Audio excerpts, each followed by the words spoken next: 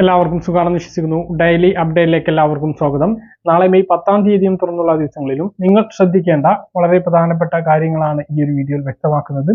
വീഡിയോയുടെ വിശദാംശങ്ങളിലേക്ക് കടക്കുന്നതിന് മുമ്പ് കൂടുതൽ ആളുകളിലേക്ക് ഈ ഇൻഫർമേഷൻ എത്താൻ ഷെയർ ചെയ്യുക, ലൈക്ക് ചെയ്യുക, ഫേസ്ബുക്കിലൂടെ കാണുന്ന ആളുകൾ ഫോളോ ചെയ്യുക. വീഡിയോയുടെ വിശദമായ വിവരങ്ങളിലേക്ക് വരാം. സംസ്ഥാനത്ത് ഹയർ സെക്കൻഡറി VHSE പരീക്ഷാഫലം പ്രഖ്യാപിച്ചു. 78.69% വിജയം. കഴിഞ്ഞ വർഷം 82.95% 4.26% കുറവാണ് ഇത്തവണ ഉണ്ടായത്.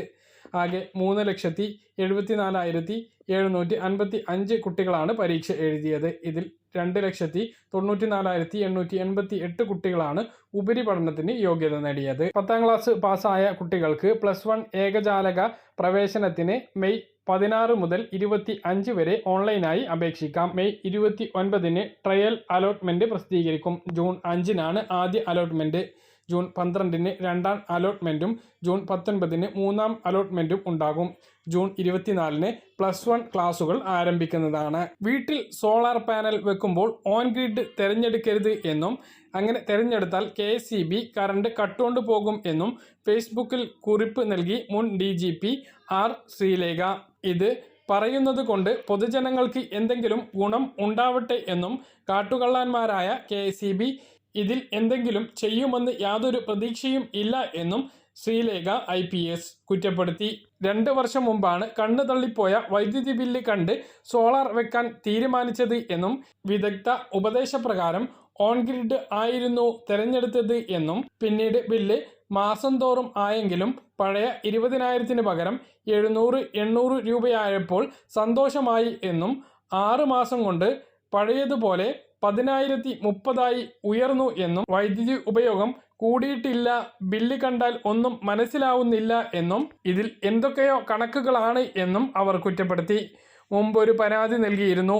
ഇപ്പോൾ കുറെ ടെക്നിക്കൽ പദങ്ങൾ കൊണ്ടൊരു മറുപടി നൽകിയതല്ലാതെ ഒന്നും സംഭവിച്ചില്ല എന്നും അദ്ദേഹം കുറ്റപ്പെടുത്തി. പിന്നെ സ്വയം ചിന്തിച്ചപ്പോൾ മനസ്സിലായി, നമ്മൾ ഉൽപ്പാദിപ്പിക്കുന്ന വൈദ്യുതിക്ക് അവർ തരുന്നത് പകുതി വിലക്ക് താഴെയാണ്. അനധികൃത പവർ കട്ട് സമയത്തും ലൈനിൽ അറ്റകുറ്റപ്പണി നടക്കുന്ന ദിവസവും 3-4 മണിക്കൂർ വൈദ്യുതി ഇല്ലാത്ത സമയത്തും നമ്മൾ സോളാറിലൂടെ വൈദ്യുതി ഉൽപ്പാദിച്ച് അവർക്ക് കൊടുത്തുകൊണ്ടിരിക്കണം. സോളാർ വെക്കുമ്പോൾ KSEB ഗ്രിഡിലേക്ക് നൽകാതെ ബാറ്ററി വാങ്ങി ഓഫ് ഗ്രിഡ് വെക്കുന്നതാണ് നല്ലത് എന്നും അതാവുമ്പോൾ നമ്മുടെ വൈദ്യുതി നമുക്ക് തന്നെ കിട്ടുമല്ലോ എന്നും അവർ കുറിപ്പിൽ പറയുന്നു. ഇന്ന് ഒരുപാട് ആളുകൾ സോളാറിലേക്ക് മാറിക്കൊണ്ടിരിക്കുന്ന സാഹചര്യമാണ്. ഈ ഒരു പ്രശ്നം ഒരുപാട് ആളുകൾക്ക് നേരിടുന്നതാണ്. ഇത് ഒരുപാട് ആളുകൾ പറയുന്ന കാര്യവുമാണ്. ഓൺ ഗ്രിഡ് ഒരിക്കലും വെക്കരുത്. സോളാർ വെക്കുകയാണ് എങ്കിൽ ബാറ്ററിയുള്ള ഓഫ് ഗ്രിഡ് തന്നെ വെക്കാൻ വേണ്ടിയിട്ട് ശ്രദ്ധിക്കുക. ഇല്ലെങ്കിൽ 8ന്റെ പണിയാണ് കിട്ടുക. നമ്മുടെ രാജ്യത്തും കോവിഡ് വാക്സിൻ എടുത്തിട്ടുള്ള ആളുകൾ ശ്രദ്ധിക്കേണ്ട അറിയിപ്പും വന്നു. ആസ്ട്രാസെനക്കയുടെ കോവിഡ് പ്രതിരോധ വാക്സിൻ കോവിഷീൽഡിന്റെ ഉൽപ്പാദനം 2021-ൽ തന്നെ നിർത്തിയതാണ് എന്ന് ഇന്ത്യൻ നിർമ്മാതാക്കളായ സെറം ഇൻസ്റ്റിറ്റ്യൂട്ട് വ്യക്തമാക്കി. പാർശ്വഫലങ്ങളെക്കുറിച്ച് വാക്സിൻ പാക്കേജിൽ തന്നെ പറയുന്നുണ്ട് എന്നും സെറം ഇൻസ്റ്റിറ്റ്യൂട്ട് ഓഫ് ഇന്ത്യ പ്രതികരിച്ചു.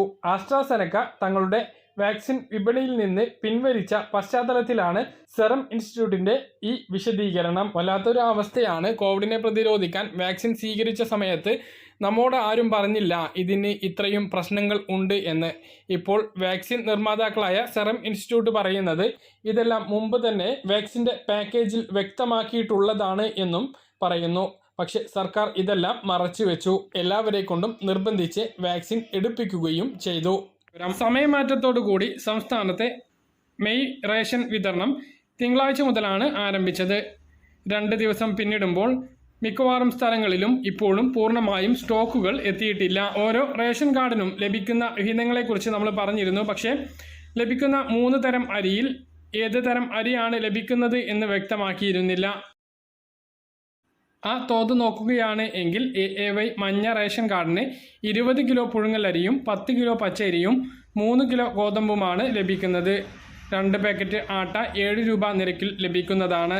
മട്ടരി മഞ്ഞ റേഷൻ കാർഡിന് മിക്ക താലൂക്കുകളിലും ലഭിക്കില്ല. AAY വേരിയേഷൻ പോളിസിയിൽ ഉൾപ്പെട്ട കാർഡുകൾക്കും ഉൾപ്പെടാത്ത കാർഡുകൾക്കുമാണ് ഈ വ്യത്യാസം വരിക. പിങ്ക് റേഷൻ കാർഡിൻ്റെ സംസ്ഥാനത്തെ മിക്കവാറും താലൂക്കുകളിലെല്ലാം ഇനി പറയുന്ന രൂപത്തിലായിരിക്കും. ഓരോ വ്യക്തിക്കും 2 കിലോ പുഴുങ്ങലരിയും 1 കിലോ മട്ടരിയും 1 കിലോ പച്ചരിയുമാണ് ലഭിക്കുക. അതോടൊപ്പം 1 കിലോ ഗോതമ്പും ലഭിക്കും.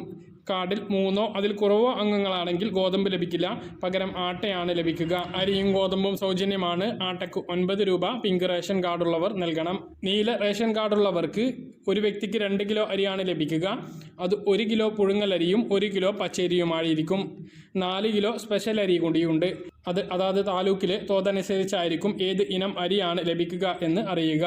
വെള്ള റേഷൻ കാർഡിന് 3 കിലോ പുഴുങ്ങലരിയും 2 കിലോ പച്ചരിയുമാണ് ലഭിക്കുക. 10 രൂപ 90 പൈസ നിരക്കിൽ 5 കിലോ അരിയാണ് വെള്ള റേഷൻ കാർഡിനുള്ളത്. അപ്പോൾ ഈ രൂപത്തിലാണ് ഈ മാസത്തെ പച്ചരി, മട്ടരി, പുഴുങ്ങലരി എന്നിങ്ങനെ അരി വേർതിരിച്ച് ലഭിക്കുന്നത്. റേഷൻ കടയിൽ പോകുന്ന ആളുകൾ റേഷൻ കടയിലെ സമയം നോക്കി പോകണം. അതായത് രാവിലെ 8 മണിക്ക് തുറക്കുന്ന റേഷൻ കട ഉച്ചക്ക് 11 മണിക്ക് അടക്കും.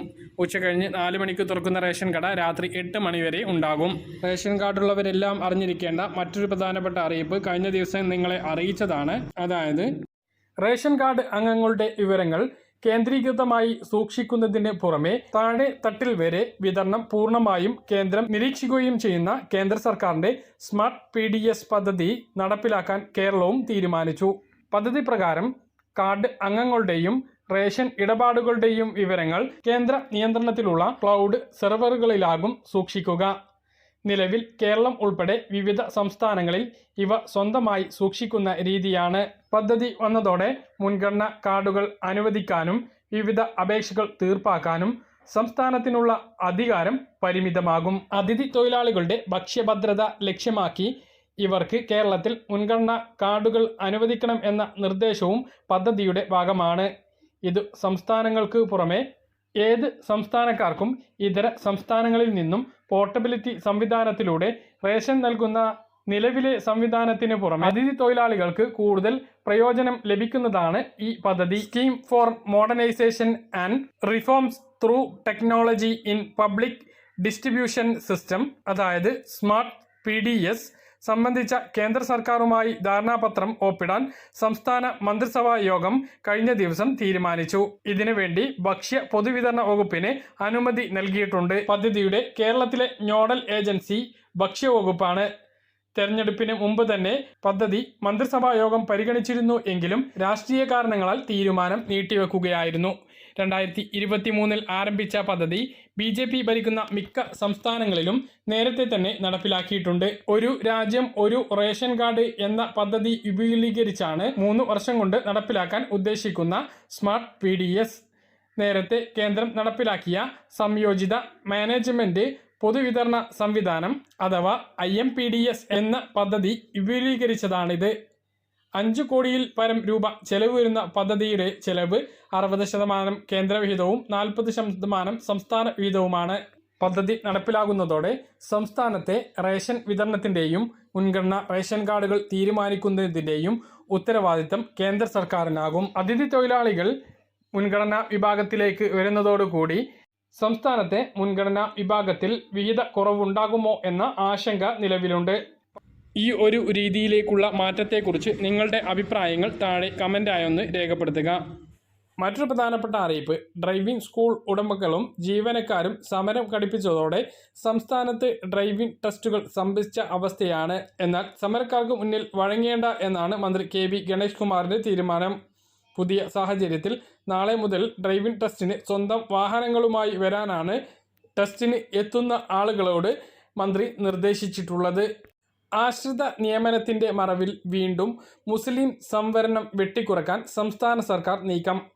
എല്ലാ സർക്കാർ നിയമനങ്ങളിലും മുസ്ലിം സംവരണത്തിന് നീക്കിവെക്കുന്ന PSC റൊട്ടേഷൻ ചാർട്ടിലെ 10-16 ആശ്രിത നിയമനത്തിന് മാറ്റിവെക്കണം എന്നാണ് ആശ്രിത നിയമന വ്യവസ്ഥകൾ പരിഷ്കരിക്കുന്നതിന് ഉദ്യോഗസ്ഥ ഭരണ പരിഷ്കാര വകുപ്പ് തയ്യാറാക്കിയ കരട് മാർഗനിർദ്ദേശത്തിൽ പറയുന്നത്. പറഞ്ഞ കാര്യങ്ങൾ കൃത്യമായിട്ട് മനസ്സിലാണെന്ന് തരുന്നു. ഇതുപോലുള്ള ഇൻഫർമേഷൻ ലഭിക്കാൻ ചാനൽ സബ്സ്ക്രൈബ് ചെയ്യുക, ബെൽ ഐക്കൺ എനേബിൾ ചെയ്ത് വെക്കുക. മറ്റൊരു വീഡിയോയിൽ നമുക്ക് കാണാം. ഇതുവരെയും ബൈ.